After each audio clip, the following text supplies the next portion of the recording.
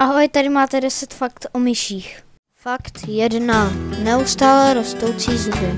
Myší zuby nepřestanou růst, že musí neustále něco hlodat, aby si obrušovaly.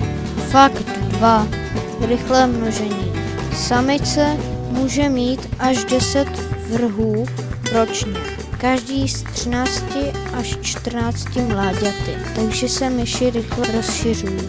Fakt 3. Skvělé smysly. Mají slabý zrak, ale vynikající čich a sluch, které jim pomáhají hledat potravu a unikat predátorům. Fakt 4. Umí skákat a šplhat. Myš dokáže vyskočit až 30 cm do výšky, šplhat po svislých stěnách a dobře plavat. Fakt 5.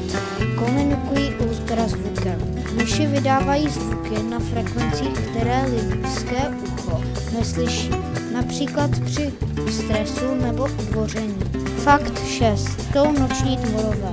Přes den se schovávají, ale v noci jsou nejaktivnější, protože je tehdy méně predátorů. Fakt 7. Potřebují často jíst. Mají rychlý metabolismus a musí jíst každý pár hodin, jinak rychle zeslábnou. Fakt 8. Mají skvělou paměť. Myši si dokážou zapamatovat cesty v bludišti a naučit se složité trasy. Fakt 9. Důležité pro vědu. Díky tomu, že sdílíme asi 85 genů, jsou myši nejčastějším laboratorním zvířetem pro výzkum. Fakt 10. Existují i domácí myši. Kromě divokých myší se některé chovají jako mantičci.